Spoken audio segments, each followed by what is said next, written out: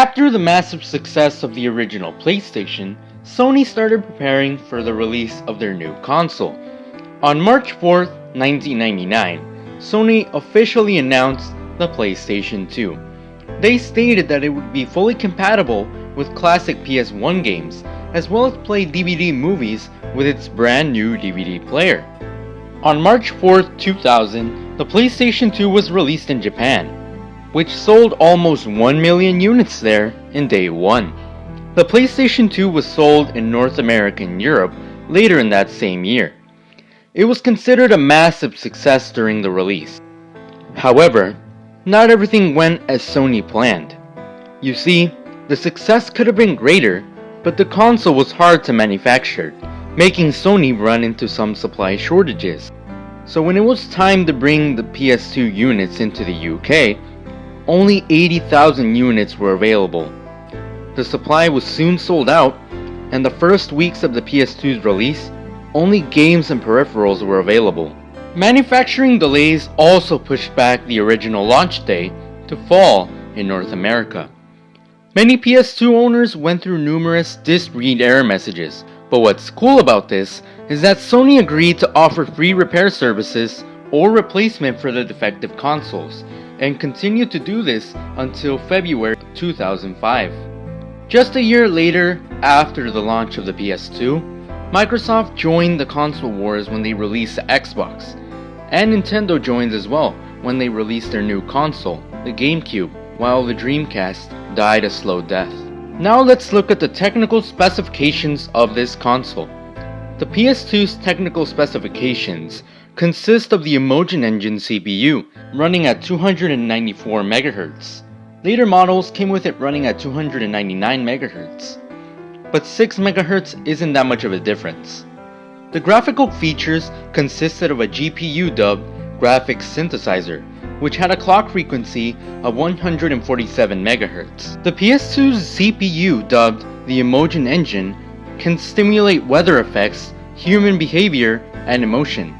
Hell, there's many games that stand up well today, graphically speaking, one of them being Metal Gear Solid 2, released in 2001 on the PS2. The PS2 was praised for being the most powerful console on the market for a while. During September of 2004, almost around the launch of GTA San Andreas, Sony revealed the new PlayStation 2 Slimline.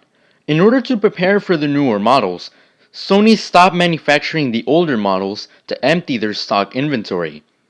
This caused another supply shortage due to a manufacturing issue, and there were shortages in more than 1,700 stores in North America on Christmas Eve of 2004. Did you know that the PS2 is also capable of playing games in HD? Yup, and up to a 1080i resolution.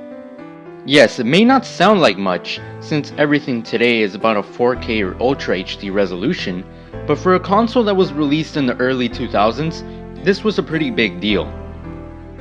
Unfortunately, not many games took advantage of this feature. In fact, it was rarely utilized. Most of the PS2 games can only upscale to 480p, and some games didn't even upscale at all. Instead, they would stay at native 480i resolution. There are only 4 PS2 games that can upscale to 1080i resolution, which are Tourist Trophy, Gran Turismo 4, Jackass the Game, and Valkyrie Profile 2. Now, let's talk about the PS2's online capabilities.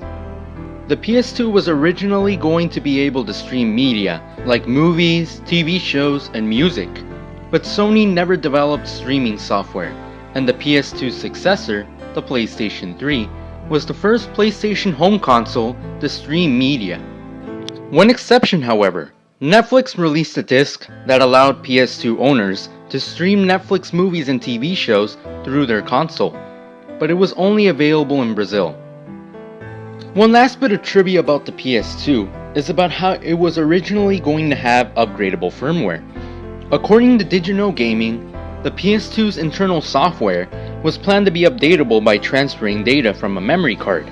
Sony left the feature in the PS2 system, even though the idea was discarded. The feature was later found by hackers and was used widely for piracy. However, because of this, Sony realized that the PS2 could be used as a personal computer, and then began selling an official Linux installation kit. The kit included a Linux OS installation disk, a keyboard, a mouse, a VGA adapter, a 40GB hard drive, and an Ethernet adapter. On January 4th, 2013, Sony announced that the PS2 had been discontinued after its 13 years of production. It went on to sell an astonishing amount of 157 million units throughout its 13-year lifespan. And although the console had been discontinued, there were still games being developed for it. The last PS2 games ever released were FIFA 14, Pro Evolution Soccer 2014, and Final Fantasy XI Seekers of Alduin. PlayStation 2, you had a great run. You revolutionized gaming. Although the PlayStation 2 did have its flaws, despite all that, it went on to sell 157 million units worldwide, and it's still the best-selling video game console of all time. I salute you, PS2. Thanks for a great childhood.